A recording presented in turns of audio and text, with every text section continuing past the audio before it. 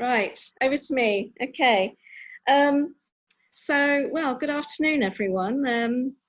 I'd like to dedicate these few words that I'm going to say to my late mother-in-law, Marianne Lewis, who passed away at the end of last year, Ma Yasa Ba Avraham.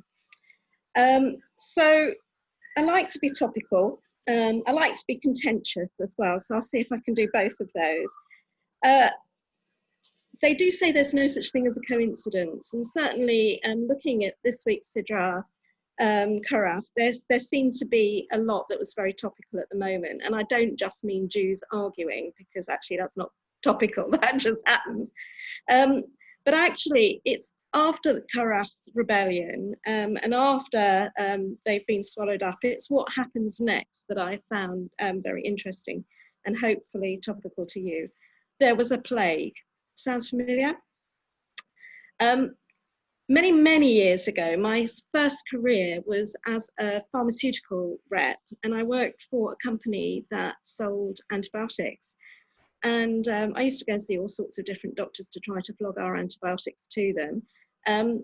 But I also used to go and see consultant microbiologists, and I've never ever forgotten, there was a consultant that I used to see who had up on the picture a picture on the wall of his office of an illuminated manuscript of a red heifer. Now, don't worry, Rabbi Fine, I know that's next week.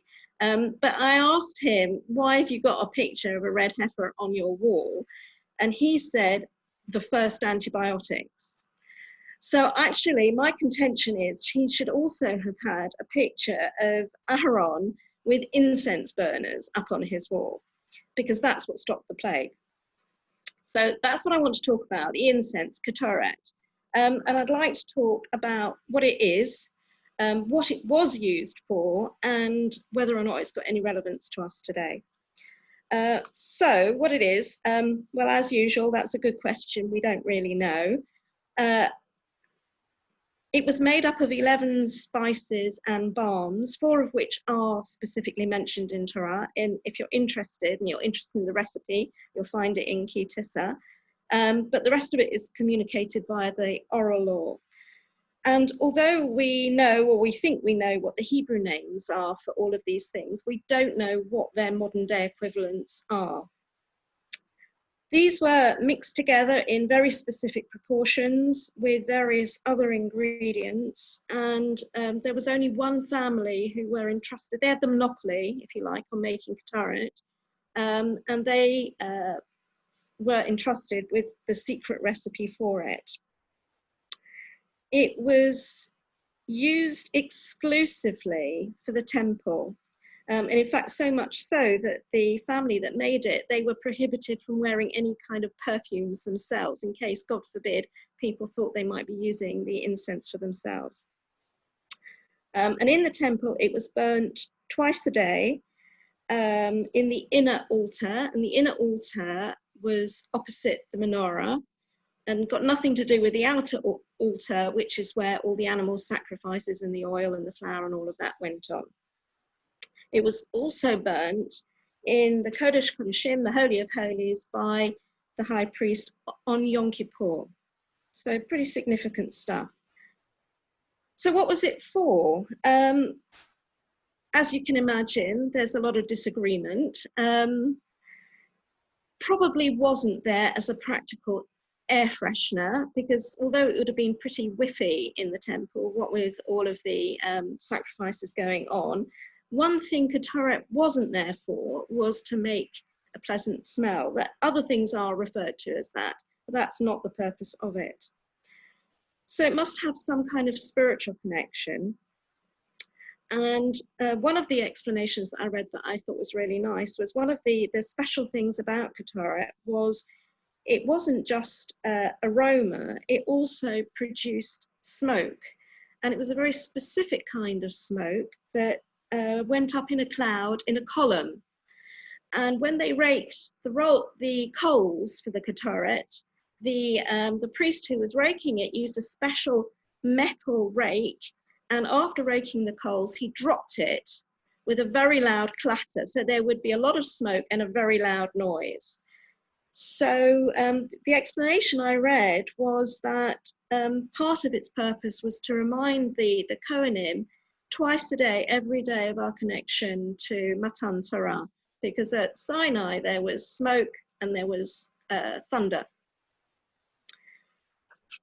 But regardless of what it was actually for, there are some interesting things about it. And one of the things that is that there's a couple of paradoxes associated with it. Okay, I mentioned that it's not made specifically to be a nice smell, but you think that if you were creating something very special that was going to be burnt before Hashem, even though its purpose wasn't only aroma, it should smell nice. But in fact, one of the ingredients of it, galbanum, smells disgusting. So although most of it smells nice, there is this one ingredient which doesn't have a good smell. So that's strange. The other thing about it is that it can cause death or it can cause life. So we're going to come back to this again, but if the ketoret was used incorrectly, even by people who you'd think should be able to use it, but they bring it at the wrong time, it ends in their death. And there we're talking about Nadav and Abihu, the sons of Aaron, who were killed by Hashem for bringing foreign fire. And in fact, in Korach, they're killed because they bring ketoret at the wrong time. However, Aaron takes ketoret away from temple service, brings it out to the people, which he's not supposed to be doing, during the plague, and lo and behold, the plague stops. It's worth remembering that 14,700 people had died by this time of the plague. But by Aaron bringing out the ketoret, it stops the plague. So these paradoxes represent some important symbolism, I think, for us, that's always going to be relevant. You have nice stuff and you have nasty stuff together. It's a bit like the symbolism of the 4 species at Sukkot, which I'm not going to go into. But if you remember, the willow has neither flavor nor aroma. All of the other species have one or the other or both. And that represents the Jews that have neither Torah or good deeds. Well, so with the ketoret, which smells mostly nice but a bit horrible, that can cause death if it's used incorrectly, it's there. The symbolism there is that Jews aren't all good. There's also some pretty bad Jews out there. But actually, as a Jewish people, we are a complete unit, the good and the bad. And the ketoret, the plague, didn't make any differentiation between good Jews and bad Jews when it came to killing people. They were all dying. So actually, it's quite relevant that something like ketoret stopped it for all. But we have no temple now.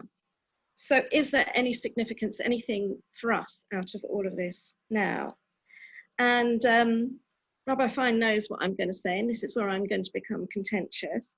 And I want to talk about the Pitum HaKetoret prayer. Every shul that we've ever been members of, we've always said it, except in Stanmore. It's a baraita, it's taken from the Talmud, and it describes the ketoret, what's in it and what it's made from. If you look in the Green City, you'll find it on page 453. And it's always associated with Enkel Hain, it comes straight after it. Now, originally, as far as my researches go, all Jews said it twice a day. And in fact, Rabbi Shimon Bar Yochai said all Jews should say it twice a day. And he was living just after the Second Temple was destroyed. But we now have different customs. So most European Ashkenazim only say it Musaf on Shabbos and Yom Tov. The Sephardim say it twice a day, every day. And I believe in Israel, they say it twice a day, every day. And there are a few other customs here and there. I came across a nice one. The Jews of Provence say it apparently after Havdalah. And actually, if you think about it, it makes a lot of sense saying it there because it's, the basumim, the incense, it kind of seems quite nice. And the reason that they're saying it then is so that they'll have a good week. The reason the Sephardim are still saying it twice a day is because they believe it brings good luck. Now, why these differences? In the Talmud, Rabbi Yehuda says that if you make a mistake when you're making ketoret, so this is in temple times, for example, you leave out one ingredient, it results in the death penalty. Okay. By the way, if you go onto the internet, you will find Kabbalistic sites selling what they call ketoret. I would advise perhaps not buying it. And the Ramah, who was living in the Middle Ages, said, you know what, if it's so serious, when you make it, if you make a mistake, maybe we shouldn't be saying it when we're in a hurry. So he said, if you're rushing, if you're going to work and you might make a mistake and miss out a word, you shouldn't say it. Therefore, European Ashkenazi Jews started the tradition of only saying it on Shabbos and Yom Tov when you weren't in a hurry. But, okay, and this is where I think it's very relevant for us now. This is not our first pandemic, okay? In the Middle Ages, Rabbi Yitzchak Luria, known as the Ari or the Arizal, and many, many others recommended at the time of plague that we should be all reciting Pitom HaKetoret because Aaron stopped the plague. And just to give you an example of this, during the cholera pandemic of the 1830s, Rabbi Akiva Eger of Posen, and in fact, all of the things he said to his people, if you were to read it now, you'd think, hang on, haven't we just heard this? He encouraged people to socially distance, to not share meals with each other. If they're going for walks, they should do it in open fields. They should have windows of their homes open. And he limited the minyanim to only 15 people, so nothing new. He said that his community should all be saying Pitom HaKetoret twice a day. Interestingly, in Israel, and you were mentioning Purim just before, but on the fast of Esther, some Rabbonim and Dayanim hired a helicopter. This is right at the beginning of the pandemic, hired a helicopter and went above Israel in the helicopter to say the Pitom HaKetoret prayer. And you know what? Israel did pretty well at the beginning of all of this. So this is where I'm going to get provocative. First of all, I don't understand why we don't say in Stanmore on a Shabbos and Yom Tov, but regardless of that, if you believe in the power of prayer, and I would imagine that everyone tuned in here does, if you believe in that a refuah shalema helps, if you believe in saying Kaddish and all of the other prayers that we say, my contention is that we should be saying it personally, at least once or twice a day. If you are going to say it, I think the advice is that you read it. You certainly don't say it by memory. And in fact, some of the stuff I read said it's a good thing to read from a klaf. A lot of people apparently have the Pitom HaKetoret prayer written by a sofa on a klaf. But you find it in the Siddur. And in fact, interestingly, apart from the green Siddur, most of the different Siddurim we looked at, they all had it in the everyday prayers twice a day. And you never know, maybe we'll help to stop our modern day plague. Shabbat Shalom.